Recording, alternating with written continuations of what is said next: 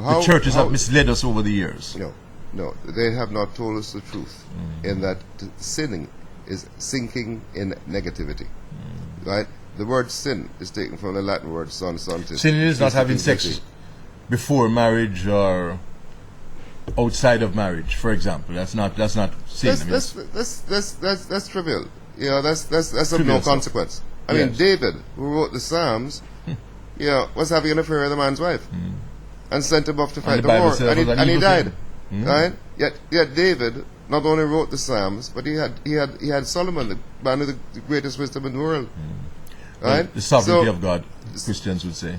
So yeah, but overrides they can override everything with these illogical thoughts, right? But it just does not make sense. Right? Every person is holy. Every person is divine. Every person is holy, and every person is divine. Including Charles Manson. Every saint was a sinner, and every sinner can be sanctified. Right? Now, how that is rectified in the cosmic drama is that there's something called karma, because sin is just another word for karma. Karma is cause and effect. If you do good, you reap good. If you do negative, you reap negative things. So a number of the people who are suffering today are suffering as a result of things that they would have done in past lives. Yes, because when you say the Lord's Prayer, forgive my debts as I forgive my debtors, you're asking for your debts not to be forgiven, not just in this life. And the Christian church does not teach that. The Christian church does not say when you ask to be forgiven of your debts, you're asking for it not just in this life, but in all your previous lives, because you're the sum total of your past existence. So reincarnation is a fact. The Christian church does not believe in reincarnation, but the reincarnation exists. When the disciples went up at the mountaintop and with Jesus, and they saw Elijah and Moses. And they wanted to build a temple, Jesus said, "Don't, because before they were, I am." Right? That the reincarnation exists. There's nothing in the entire universe that comes to an abrupt ending. Even a rock that's on the ground will change form. Right? Nothing ever comes to an abrupt ending. We come from God, and Kabbalah tells you when you're born that God put his fingers on your lips, and this is why we have this cleft on our lips here, and God said, "Shh, find your way home to me." God so loved himself that he multiplied himself so he could appreciate himself. He was looking for a companion. Right? So he could only multiply himself to be a companion to himself. So we're all gods. But God said, we're all gods. We're all gods. Right? We're all gods because we're made in his reflection. The thing is, there's a little guy that was stolen as a baby, and he was living among a den of thieves. And when he was like about 14, 15 years old, some people who were searching for this baby that was kidnapped found him in the den of thieves. And they convinced him that he was a prince. And when he realized he was a prince, all of a sudden he ceased to behave like a thief and started behaving like a prince.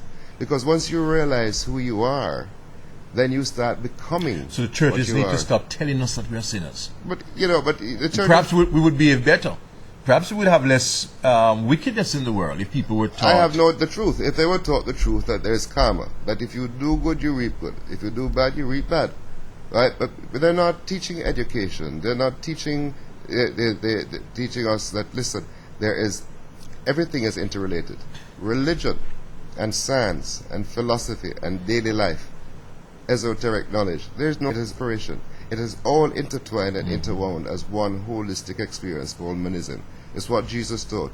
Jesus taught monism, that unity and oneness is the underlying character of reality. It's the philosophy of the absolute oneness of God, the soul, and the universe. That once people could realize who and what they are, right? They just said, "Judge not, you should not be judged." So to say that you're a sinner, you're judging. Now, in karma, what happens is that we, on the last breath, right, when we're dying, on the last breath, you see your whole life. Now, I've been through 2 near-death experiences. In the last breath, you see the whole life flashing in front of you. And you see not the good things you have done because that's expected. You see the negative things you have done. And those negative things become the seeds for the next life. So you have to come back in the next life and put those things right. So some people in this life are having a hard time and don't realize why they're having a hard time. Because they have sown this. They're reaping what they've sown. Right? So other people feel that they are bad lucky. No, there's no that things not working out for them. It's because of the wrongs that they have done. They created it. They created it. They were created it themselves. They just can't remember it. They just cannot So many remember. times we think that people are against us, the system is against us, things not working out. It is them against It's themselves. the consequences of our actions. Of our actions that's causing all this. But everything. Not very do you know- comforting to many people watching us here, No, Oliver. but this is the reality People of it. going through their problems here now to years said something in the past life. Yes. So a lot of people, And in this life parents too. blame us, others blame us for their failures in this life. And now we have Oliver Jobson blaming us for things that we have done in the past. It's really just hard talk. We are talking mysticism. But, simplifying things, in ways that you can understand. Many of you might be wondering, how things are not working out. Sometimes you are on the cusp of something working out. Sometimes you feel that this is going to come through, then disappointment after disappointment. Some people move from one problem to the next, and they almost never get a break.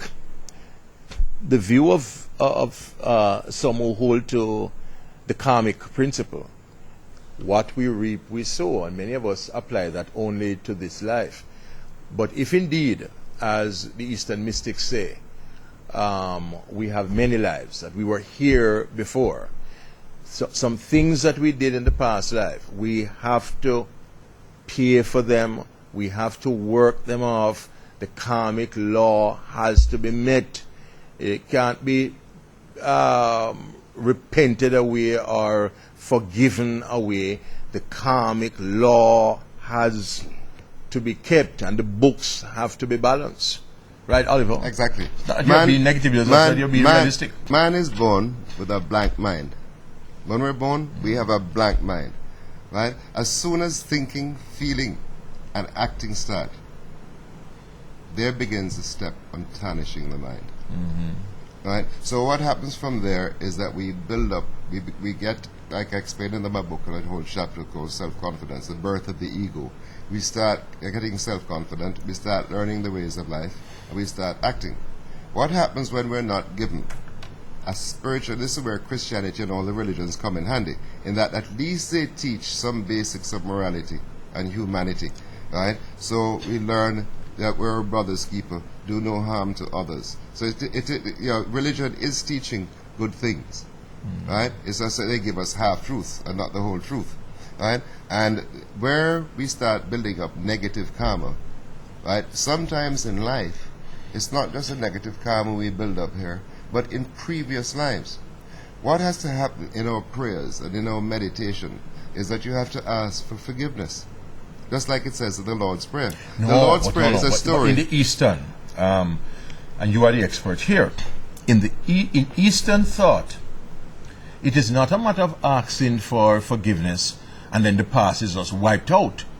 One has to, by his actions in this life, pay indemnity, as it were, and work off the bad karma. Definitely. So you have to explain to our Christian audiences. No, definitely. When you talk about unforgiveness, we Christian people just say, like abracadabra, you go and you do all this wickedness and you ask the Lord to forgive you, and he forgives. Not so in Eastern thought.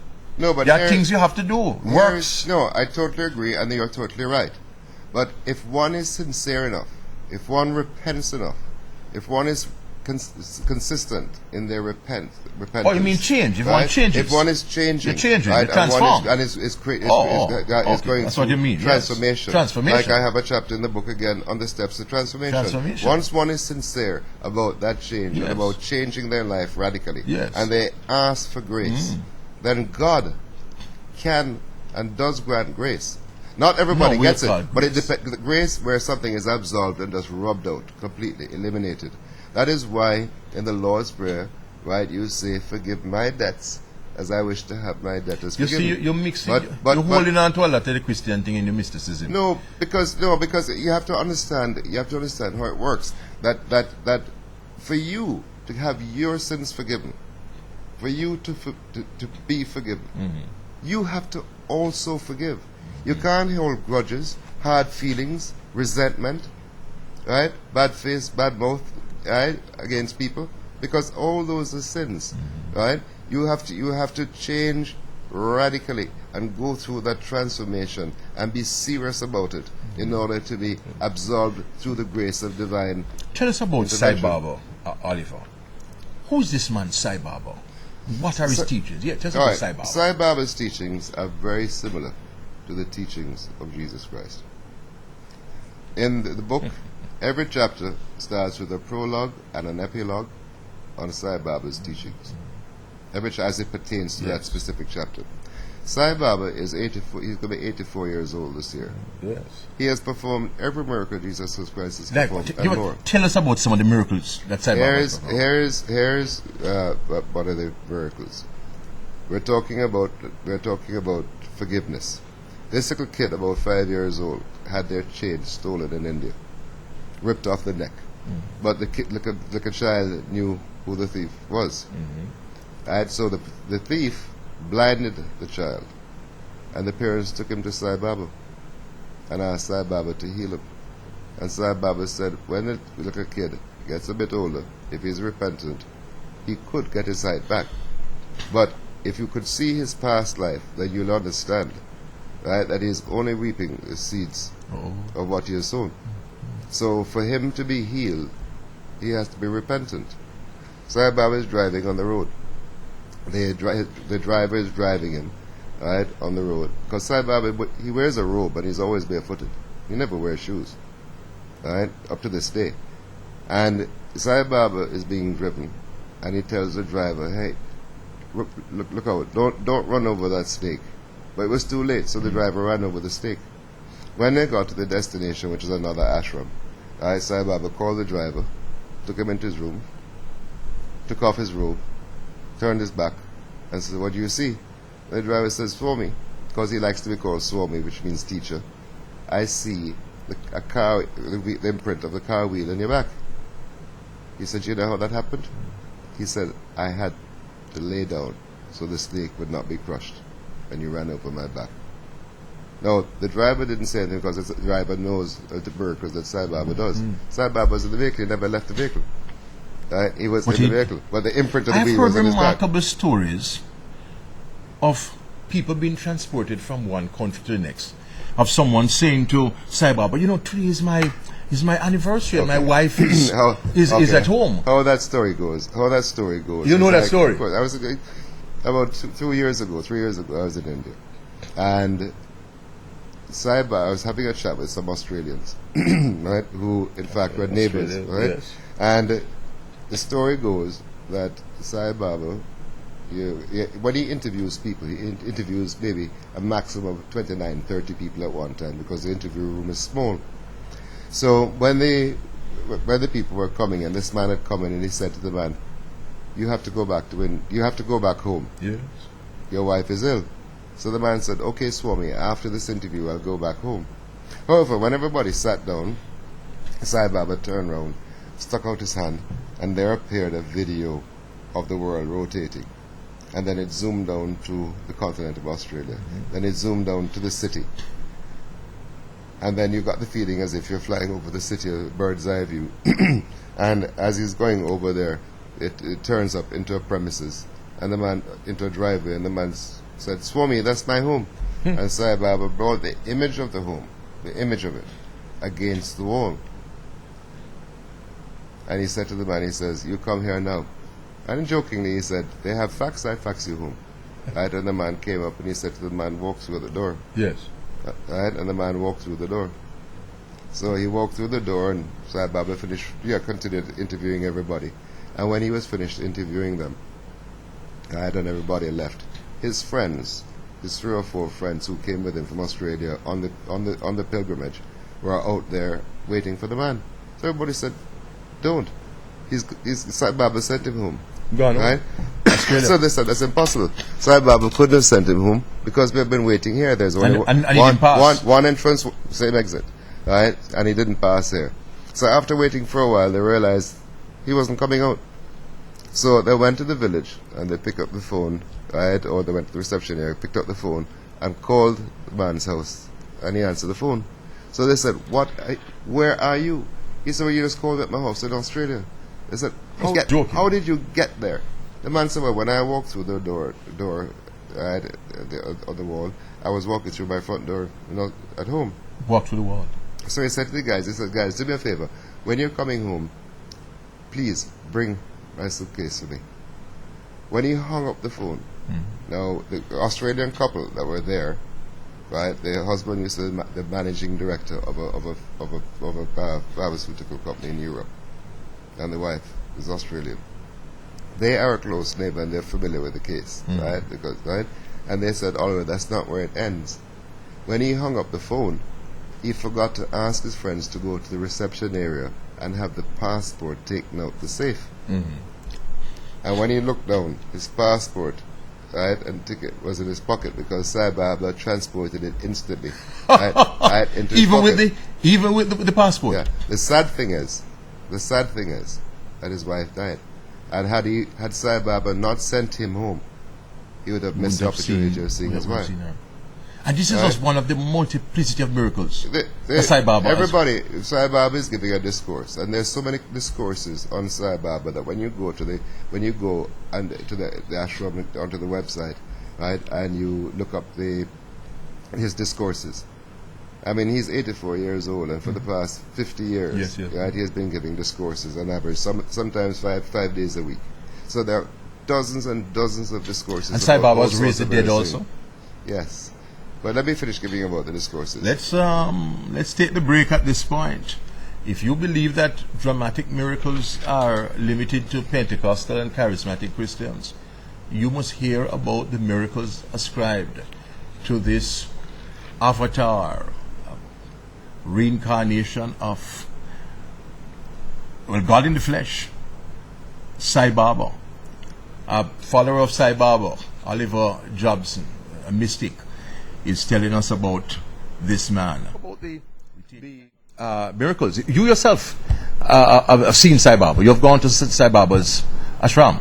The first time I went there was in 92. 92. And I went there. And you had thousands of people turn up. At the time when I went, there were like about 10,000 people there. 10,000 people there. As people left, people came. So like about 10,000. Now when you go there, they're like about 30, 40, 50,000, depending on the day you go. But on his birthday, there have been 400,000 people there. On his birthday? Right? On other birthdays, there have been almost 1 million people there. You see, Sai Baba does not have a sect. Well, he has followers. He has followers. Yes, but you know, when you say on Sai Baba's birthday, we have 400,000 people there. They cook the food and they bring the food and they serve people on banana leaves because it's a common thing to serve on banana leaves. That's the plate, right? And the food they're serving, the pots never had to go back to the kitchen. Food is multiplied. The food never had to go back. Have you ever tried to cook for 400 people or 40 people, 400 people, 4,000 people? No, I can't cook for myself. Right? Anyway, much less 400,000 people.